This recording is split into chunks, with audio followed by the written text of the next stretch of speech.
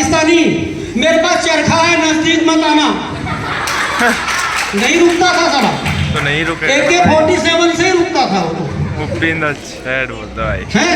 हमारे जवान बोलते सर फायर आ गया। बोले कौन सा आया? बोले LMG का फायर है। 2 इंच मोटर मार, 2 इंच बड़ी होती है। LMG आई ना, 2 इंच मार। वो बैठ जाता था सफेद झंडा लेके। अब मैंने वहां बोलता कि चरखा मार, तो क्या होता, मैं लपेट के तिरंगा में आ जाता।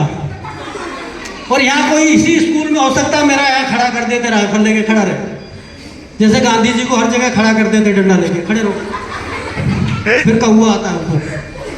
तो ये चीजें देश को आजाद करवाया है सुभाष चंद्र बोस ने। उन्होंने आजाद हिंद फौज का गठन किया। 26,000 हमारे सैनिकों ने बलिदान दिया। जब वो मर रहे थे तब मेरे फादर वहां थे, मेरे पिताश्री वहां थे, और हम किस्मत वाले हैं कि वो शहीद नहीं हुए, बच गए, मौत के मुंह से बाहर आए। जब अंग्रेजों को ये डर लगा कि अब हम अगर नहीं भागे तो हम देश में सिर्फ 50,000 हैं, हमें मार देंगे ये लोग।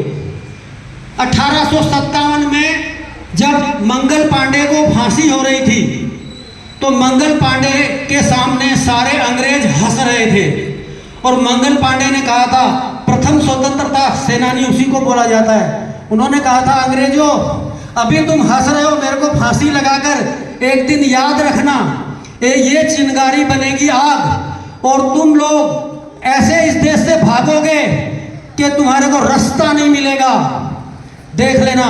और वही हुआ। 90 साल के बाद अंग्रेजों को रास्ता नहीं मिलता, लेकिन गांधी जी और जवाहरलाल नेहरू बीच में आ गए, नहीं तो जाने नहीं देता सुभाष चंद्र बोस यहां से, उनको यही दफनाता सबको।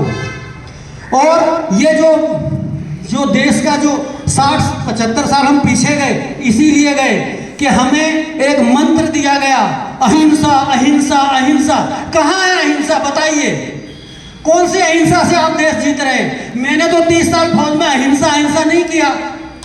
अगर मैं अहिंसा अहिंसा करता तो वो मेरे को कर देते, फिर एकदम सही बैठ देते जगह पे। इसलिए आप समझिए बच्चे, इस दुनिया में जीने के लिए शक्तिशाली होना बहुत जरूरी है।